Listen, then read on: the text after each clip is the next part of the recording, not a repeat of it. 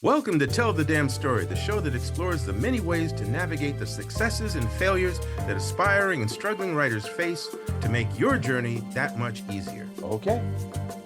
I think we look good from every angle. Well, what I'm thinking about is how we can present the same information completely differently, depending on the angle of approach. And that, Alex Simmons, is what Alex and I, Chris Ryan, are going to talk to you about on Tell the Damn Story, episode 421. 421, ladies and gentlemen. Oh my God. But we're going to talk about genres and how genres, choosing a genre, can impact on how you tell a story. And I want to give a free ad to John Truby. If, ladies and gentlemen, if you are interested in further study and really trying to master genres, there's a great book here called The Anatomy of Genre. How story form explains the way the world works, but what this also does is really give you a strong idea of what works in various genres. And as a writer, the more you know that stuff, the more you can play. And knowing's half the battle. No, that's G.I. Joe. I'm sorry. And playing is the other half. Yes, there you go. And that's what we're going to do today. We're going to play with genre. Yes, right? We are. And Chris, why don't you start it out? Well, okay. So genre is like the label or the version of a story that's told, right? Horror has different expectations than romance, which are two different genres. Unless you're a vampire. That's when you mix and blend genres, right? Yeah. A horror romance would be a mix of the two and that kind of stuff. But as always, learn the rules of the genre you want to write in, or genres you want to write in before you start mixing, right? So fantasy has different requirements than crime, and a straight crime is different. A straight crime story is different than a mystery, and also different than a noir crime. So knowing which is different than a thriller, yes, and different than a thriller. So knowing the requirements or what goes in, right? Think of it as baking a cake, right? If you're going to bake a layer cake, right? It's different than if you're going to bake a pound cake. A pound cake or an apple pie cake or whatever thing you're going to do. They require different things. And that's kind of what we're going to talk about, how the same story can seem very, very different by placing it in a different genre. Absolutely. Yes? Absolutely. All right. So you asked me to go first, Alex. Yes, I did. For some strange reason. Yes. Well, I'm going to go with a genre within a genre, right? The heist story. Okay. The parameters of this genre and be a group of people get together to steal something for some reason, either because they want to get rich and live on a paradise island, some tropical beauty place, something, or because they need that money because Sissy needs a operation to save her leg or whatever, right? So that's the idea of a heist. You have to go in, get something that's hard to get to fulfill this absolute need that you have. Okay, so if that's the parameters, we're going to play with some of the ways that heist story appears in different genres. Let's see. No, I want to go. He's referring to his notes, folks. I want to start with like historical fiction, right?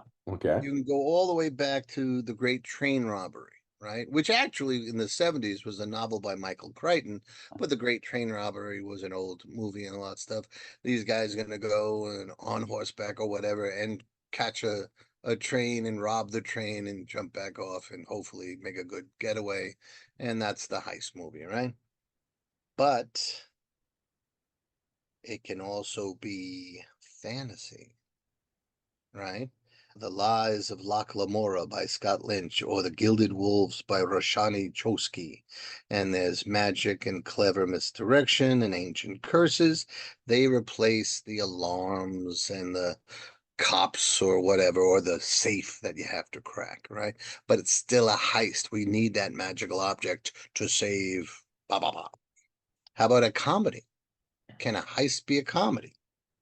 The Hot Rock by Donald E. Westlake. Ah, Protagonist Westlake, yes. way back, right? And he's Yep. always really the protagonist successfully steals an item only to lose it, forcing the bumbling crew to break in and steal it all over again. Comedy. Or noir thriller. A guy that we mentioned last 2 episodes ago when we had showed a picture of him at StokerCon, S.A. Cosby, The Blacktop Wasteland. Great novel, came out a few years ago. That story prioritizes visceral action, grit, getaway driving, and the heavy personal costs of a life of crime. But it's still, we need to get that to save them. Mm-hmm. And there's your heist, right? Science fiction. Six of Crows by Leigh Bardugo, or The Neuromancer by William Gibson, right? You feature cyberspace break-ins and elite gadget-wielding crews navigating futuristic dystopian landscapes. But if you look at that from afar, it's the Great Train Robbery. Yeah, right. Or it's S.A. Cosby's Blacktop Wasteland. It's the same thing. This group is going to use what they have to get that thing for this purpose, right? More recently, in the last 20 or so years, Vegas break-in and robbery stories. Ocean's 11, Ocean's 12, Ocean's 13, Ocean's 14. These guys who are, they're heist guys. They might be second floor men. You know what I'm saying? They live a life of crime. You know what I'm saying? They get together. They're charismatic. They're a little funny. They're a little charming, and they do the unthinkables, breaking in to the most secure safe ever in this Vegas hotel to take down this casino owner who stole, I forget, George Clooney's girl, right? Mm. So get a little revenge, get a lot of money. Heist Sounds like a film. combo to me. Yeah. Hey, how about horror heist? Okay. All right. Army of the Dead 2021. Dave Bautista leads a mercenary group infiltrating an isolated, zombie infested Las Vegas to crack a casino vault containing $200 million. Now, why you would need $200 million in a zombie apocalypse, you got to watch the film to figure that one out. But it's this, again, heist just in a different genre. That's a horror genre. And then I want to go to Fancy Schmancy. Same story, same location. This is a third Vegas location. Now You See Me. This is 2013, and they did a sequel of it, right? This is a flashy illusionist caper. They use magic to pull off impossible high-profile bank robberies. Heist film, just with all the smoke and mirrors you attach to it. And this all leads us up to Avengers Endgame, the superhero movie to end all superhero movies. It's a time heist. They go back in time to steal the Infinity Stones to save half of the universe from Thanos. But it's still a heist one. They want to get something that's hard to get to save or to benefit this group. Heist film. If you think about those different examples, you'll see, wow, the story does change almost at first glance unrecognizable from one genre to another. But it's the heist genre. So if you know the genre, you can write in any of those other genres. So that's my first example. It might be my last example. I don't know. I'm exhausted after all that. Oh, I gotta heist me some energy. Oh All my right, goodness. Alex, Yes. what do you got, bro? I want to just just tap back on some of the things that you pointed out, because again, in each one of those cases, the genre is a heist genre. It is definitely a formula, if you will. But what did it What? affect? Well, it affected character, it impacted on the characterizations, it impacted on the locations, it impacted on methodology. Again, everybody's going after the thing, the MacGuffin or whatever, but how do they do it? What do they need in order to do it? Do they need scientific or technological skills, or do they need magical potions and elixirs? Blah, blah, blah, blah, blah. So it definitely, when you choose whatever it is you're going to do, when you choose what genre you're going to function within, it does influence the world and how you portray the story, but the elements of the story still hold true. Yeah. So I'm gonna keep. I don't have the connectors like you have, fella, but I'm gonna jump in this one with a couple of things, and one of my favorite all-time detectives. I just realized some of my stories connect to him. So, for instance, one Sherlock Holmes. There was a story called The Six Napoleons. And for anybody who has never read that, shame on you. But the bottom line is something happens. And here's the crime: the crime is that someone is breaking into these various houses or into even a couple of shops in England in the 1800s, the Victorian era. They're breaking into these things. In a couple of cases, people have been killed or attacked. A lot of crockery, plates, statues, porcelain things have been smashed, and then the person takes off. The attacker is gone. And it takes a while for Holmes to figure out that a certain amount of crockery, smashed crockery, the same type of crockery, is appearing in each one of these locations, even though they theoretically have nothing to do with each other. And so that leads him to realize that the thief is actually breaking in to get to whatever this item is and is trying to disguise it so that Yeah. we don't Like realize he's breaking. chasing a specific thing and somehow these objects have something to do with it. So I love that story. I'm not going to go any further into that story. I love that story when I read it years and years and years and years and years and years and years ago. And You're a of fan. course, I've seen the movies and various TV episodes that have been based on this. So when I was working on a children's book, which would be was it a middle grade children's book, and it was also a mystery. So it's still the genre, it's a mystery genre, but I'm now changing the age range, and I'm also not going to use Sherlock Holmes. I have four kids as detectives, Mhm. ages 8 to 12. So now what am I going to do with them that's going to allow me to pay an homage to that particular story? That story that I wrote was something called The Chocolate Covered Clue, in which case these kids realize that someone has been going into, uninvited by the way, a bakery, a diner, restaurant, some kid's birthday party, and smashing their chocolate cakes and Right. then escaping, right? And they can't figure out why. And eventually they do realize that this person is going only after the cakes and that something has been hidden in one of them that this person's trying to find. So, in looking at the genre of mysteries, that's one thing. And looking at it being a theft and clues and all of that, what I also looked at or what it affected was the location, it affected the era, the tone of the story, right? And because my characters were not adults, my sleuth, my detectives were not adults, I had to then I would say that the language, how I portrayed the story or wrote the story, was also impacted.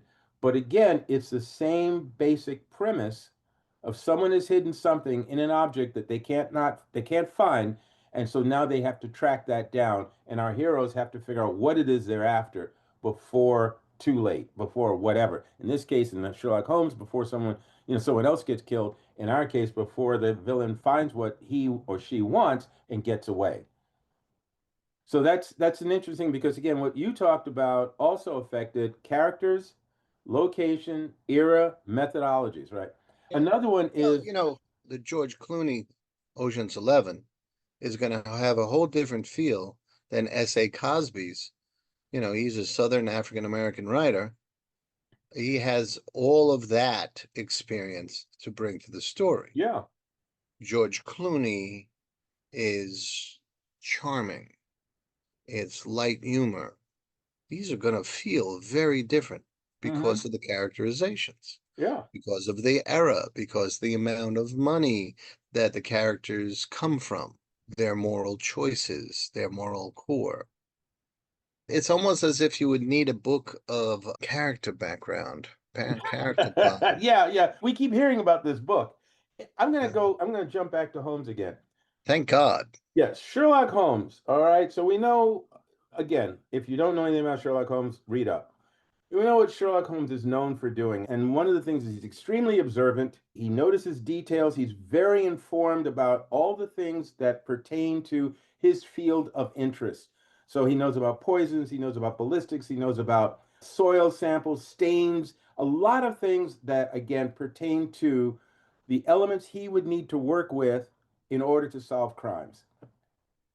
So he's very deductive and he's brilliant at that. He is the most brilliant detective of his times. And again, Victorian era, unless you're watching Sherlock, which was in present day. But then there was a TV series called House. Sure. And House was a medical show. It's a show about a doctor. What did This that doctor do, Alex this Simmons? this doctor, as I recall, because I was Yeah. not an aficionado of the show, but he was a doctor who was brilliant in terms of immunology, immunization, and diseases. Yes. Very well informed in that. And he was also a loner, cantankerous in his own way. He also had an addiction problem, which Holmes did at a certain point in his life, right? And when Brilliant people, right, deductive right, abilities. right. And when House is called into or even bursts into someone's case, there's some disease that they're dealing with that's either incapacitating them or threatens their lives. Right. They're dying, right? And no one else, including the team of doctors, younger doctors working with it, no one else can figure out what's going on. And he looks at the symptoms and he looks at this and he looks at that. And he, again, because of his knowledge, because of his observational skills, because of who he is, he figures it out. So Right. here you have two different worlds. You have the world of mystery and crimes and that sort of thing. And then you have the world of medicine and the mysteries of medicines and diseases. And you have this similar character, one Victorian era 1800s England, the other, and then and again, it's funny because the actor playing this American doctor in America is British, but what's his name? Grant. No. No, it's not Hugh Grant, Hugh but it's Laurie. Hugh Laurie, right, right. But again, the characterizations are very much on par, very much interesting and fascinating people to watch, and how they work is very similar. But the worlds are different now, and how they deal with the villains in their stories are different. Right. And that, But the same deductive reasoning. yep, And absolutely. and just to bring back something you told me in the green room, what is Sherlock's last name? Holmes, And what is Doctor's last name? House. Holmes House. Yeah, gee, how clever. Exactly. See what they Exactly. did there? Yeah, as opposed to calling him Shaq. That's right. You have a thought, I can tell, because you're thinking. I see the smoke I, coming from your head. I am. There's the journey, not the hero's journey so much, although most of these are hero's journeys, but that journey against all odds. There's a movie set in Dallas where the character McConaughey, The actor or the yeah, character? McConaughey was the actor, Is it and Matthew McConaughey? Matthew McConaughey, Yeah. and it was about AIDS, and his journey was to go anywhere he could to get the medicine he needed to get to fight AIDS, and the people he met on that journey changed who he was as a person. Lord of the Rings, Frodo and Samwise had to go into the depths of Mordor to save humanity, right? Mm. There's God, I'm terrible with names. Hacksaw Ridge was the name of this movie, where a conscientious objector had to fight against, like the entire U.S. Army, to be allowed to fight in a war without a gun. What Hmm. he wanted to do was run and save people, his people, their army. He just because he didn't believe in shooting Or or taking guns life. didn't mean Yeah. he couldn't serve his country. And when he finally did, and they had to play down the heroism of this guy for Hacksaw Ridge, the amount of heroism he displayed in that long journey, into the dark night of war and all that. All of these are endurance stories. All of these are stripping away all of the trappings that are you to find out who you are deepest in your heart. And there'd be someone who is better at genre titling or naming than me, who is going to tell you what that genre is. But the point is, those stories are so different. You know, you could even throw the Wizard of Oz in there because they went Well, all the way through let, let, to get their goal, right? let's throw something else that's a little off there. Romeo and Juliet. Okay, so this is a different Yeah, different yeah, genre yeah. that Different can genre. apply Romeo and in different Juliet. places. Okay, Shakespeare. A romance story, right? A tragic romance story. Two teenagers want to be together, can't be because of all the odds against them, and eventually they try and strike out on their own, and of course are not successful at it. Bonnie and Clyde. Yeah. All right. Again, not as young as Romeo and Juliet, but two young people who strike out, want to be together, strike out to survive in this world on their own, but their mindsets and their attitudes and their life choices are very different from Romeo and Juliet. And the life that they lead, however short it was, sends them down a road of violence. Yeah. And we're still exploring how these two people came together, why they want to be together, how the world feels about them, all of that. But it's two completely different genres. Yeah. Yeah. Well, and I would add to that plot of the Bronx Tale or A Mm, Bronx Tale, because the main plot is a kid who witnessed a murder from a gangster and grew up to be kind of a struggle between his whether he chooses his own father or this gangster who, you know, he doesn't rat the gangster out, so the gangster wants to take him under his wing. And that's all well and good, but there's a subplot where he falls, and he's an Italian kid on Arthur Avenue, and he falls for a black girl who lives, you know, around the corner or something or whatever. And there's a big race fight between her brothers or her friends, you know, not gang, but friends, and hmm this Italian guy's friends, you know, and that subplot of her his infatuation, if not love, because he's really young. You know, hmm Romeo and Juliet, you can make an argument it was infatuation, not love. They only were together for 3 days. Yeah. Um, And what, they were 15, 14, 15, 13. 13? According to Professor Steph Shaw from Hackensack High School, Oh, that's like Pocahontas age. yeah, his wanting to be with her and wanting to make sure the two of them were okay from after some misunderstanding prevents him from being in the car when the race battle fights out and breaks out and terrible stuff happens, right? It's that love, that wanting to be together that hmm changes his life. And from Romeo and Juliet all the way through. And that is a theme that, you can find in 125,000 other stories.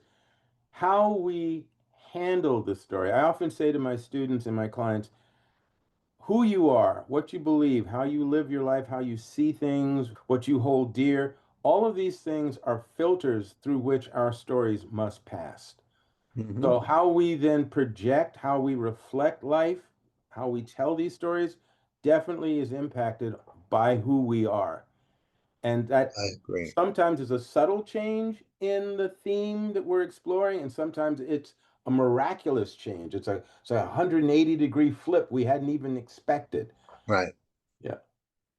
It's fun to play around with how you can tell a tale. You know, at StokerCon, if you go back 2 episodes or so, you'll see clips from a panel discussion on the legacy of Frankenstein.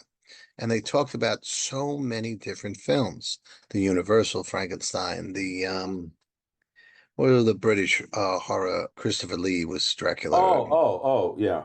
those series, and all these different ones. And then they were going around, and the last question was, what's your favorite Frankenstein? And this one woman says, man, I just have to say it. Frankenhooker.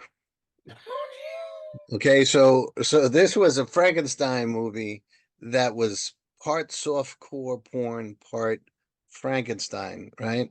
And there's something happened to a bunch of hookers, and this guy put together the best parts that Oh my survived, God. turned into a Frankenhooker, and then, chaos ensues, of course. No. But it just, everyone burst out laughing because it was such an unexpected choice. And her argument was because it was so unexpected, it played every stereotype, every cliche of the Frankenstein story structure, right? Mm-hmm. For laughs in that setting, Mm-hmm. and it's a great exercise. You can take any of these classic stories and say, well, what could I do with it today in a completely different setting? I We mean, talked we're about dealing, that in another episode. I can't yeah, remember which number. We talked about including the Invisible Man. sure. And the most recent Invisible Man was Mm-hmm. really a study on Abuse. sexual abuse. Yeah, Yeah. yeah.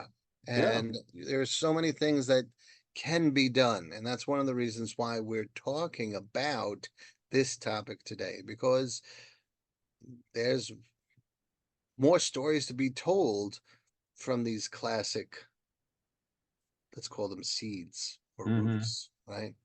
And it's also again, and I just said it a few moments ago, but I'll repeat it. It's also a way of a writer, especially if you're an emerging writer or an aspiring writer. It's also a way for you to look at possibilities, plot ideas, and things that you're having, and not immediately go to, oh, it's been done before. Now I can't do it because no, it's yeah, it may have been done before, but how are you going to do it? How do Right. you see it? How can you change the lens? What new insight or twist can you bring, humorous or otherwise, to the tale? Yeah. I mean, we look at stories from even a few years ago told or viewed in the 2026 lens, especially the way the world is right now, or at least this country, United States, in case you're overseas watching this. Thanks for stopping by. Mm-hmm. And please stay. Where we've been taken as a country is going to change the ways a lot of movies are seen. If you watched Daredevil, what's the current season, Reborn or whatever? Yeah, Reborn. Yeah. That second season, the last couple of episodes, I understand what they were doing, but it's muddier than it would have been 4 years ago. Some of it is wish fulfillment, and some of it is that really, does that keep them on the side of the righteous? It's more Mm. complicated. Mm-hmm. Um, a flood story told today will play out different because, where are the heroes? Well, they're rounding up people who may or may not be, illegal aliens or whatever. There's It would be interesting to see what would be the heist film of 2026. What are they heisting? Yeah. It's yeah, it's Paper and towels. it's fast. Well, soon it's going to be all that stuff, Yeah. maybe. But what we're trying to say is that everything that's old can be new again through the lens of your own experience and through understanding the genres that they can be placed in and the context, you know, what your characters believe in, what your characters have experienced will be far different. Ant-Man came at the heist story way different than Dorothy and the Scarecrow did, or George Clooney's character did, because of who they were and where they were in their lives and the setting.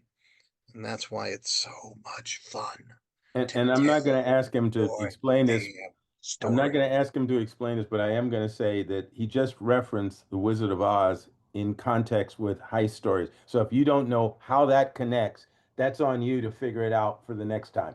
But you see it. But you Yeah, see I it. see it completely. Yeah, but I'm just saying, I just wanted to make sure that didn't just go and people, oh, I didn't hear that. No, you heard that. You heard that, right? Okay. Here's the last thing I want to say again, because we're time conscious here. One of the things that makes a lot of what we're talking about possible, and believe me, we bow at the altar of many of the writers that have come before us and inspired us, and we're still aspiring to be Yeah. hopefully as good as they are as we're finding our own way. Thinking, being aware, processing your feelings and your thoughts and things like that may sound woke, forgive me, but the more aware you are, the more knowledge you acquire, the more you probe into your motives and things of why you do things, but also what's going on around you.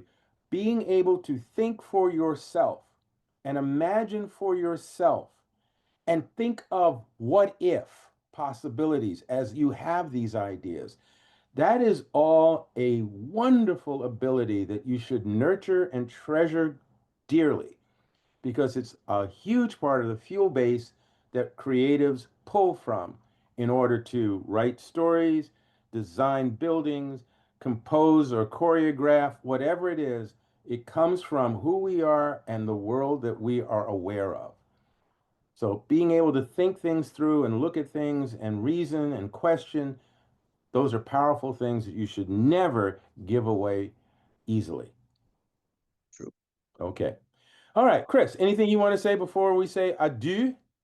Yes, this is episode 421. And yes, Alex and I are still dressed the same. Like an old married couple. Yes. No matter what genre we're writing in, Yeah. we're becoming one person. Yes. We gotta Okay. heist ourselves some different clothes. Yeah, All right, ladies and gentlemen, Yeah. until next time, you go and tell your damn story any way you can. I hope we have been helpful, and be good to yourselves. Take care, everybody. Peace. Love you.